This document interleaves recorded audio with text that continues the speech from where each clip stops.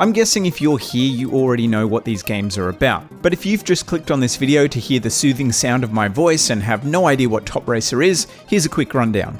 The Top Racer series, also known as Top Gear in some regions, started out in the 90s as 16-bit sprite-scaler racing games.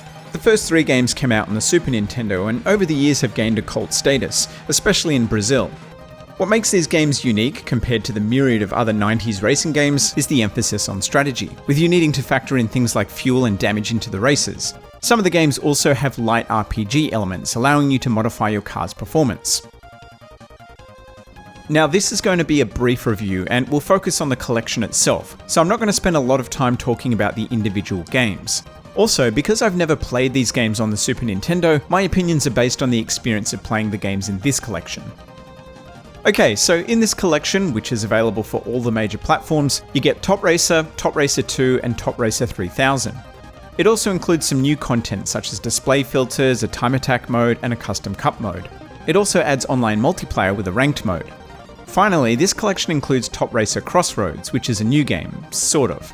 It's a spin on the original game with some new cars, and for Brazilian fans, yes, the weird-ass car with the ladder on top is here in all its glory. In the display settings, you get a scanline option, a smooth option, and a CRT filter. The CRT filter goes hard too, adding in distortion. You also get a couple of options for screen sizes. There's the standard size, which I believe is correctly scaled. If you want to fit the image to the screen, there's an option for that too, which I think adds a bit of shimmering. And there's a widescreen option too, for people who could care less about ratio correctness and edge fidelity. You can choose different borders as well, or you can turn them off. Pretty standard stuff. The menu system is functional and fast enough to get around, but I'm going to be honest and say it's not the most attractive menu, and I would have preferred if the 16-bit visual aesthetic of the games could have been worked in somehow. It also does away with the original menus, so you don't get the full experience of what playing these games was like back in the day. I appreciate that this would have been a lot more work though, so I understand why a modern approach was taken. For each game you get a campaign, quick race, time attack and a custom cup mode. There's a manual and a gallery for each game too, and you also get save states. All games have local split-screen multiplayer, with Top Racer 3000 supporting up to 4 players. All games also support online multiplayer. At this stage, multiplayer isn't cross-play, so if you're going to get this to play with friends, make sure that you all get it for the same platform. Now, I wasn't able to test the online before launch, simply because I couldn't find anyone else playing the game. Hopefully when it's released, finding games will be possible, but I'll update the description in the future to let you know how I go.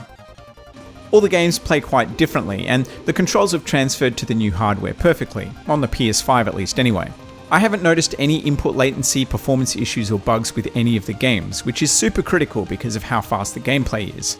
Like, Top Racer 3000 is so goddamn fast it's nigh on unplayable. Maybe attempting to play it after a few beers was not the best idea. One thing I did want to mention about the games themselves are the tunes. I'll be honest and say that there's only a handful of games from the 16-bit era that have music that I really like, and Top Racer's quality chiptunes are now part of that elite group.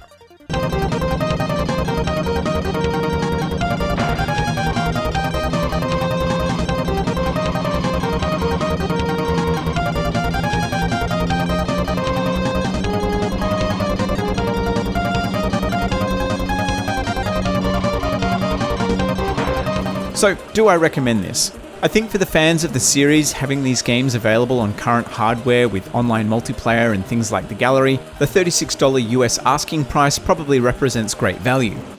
For everyone else, I think the choice is less obvious. The games play really well, they look super sharp, and they hold up a lot better than I expected them to, even without some high-powered nostalgia glasses. It's a great collection overall, but it does feel like the audience for this, outside of Brazil at least, might be quite niche. Still, if you are ever curious about these games, and specifically the 16-bit games, this is an excellent way to play them. And hopefully online becomes a reality because multiplayer is the bee's knees. The people who made this collection clearly love these games a lot, and this collection is clearly intended for fans who love it equally, and in that respect, it absolutely delivers.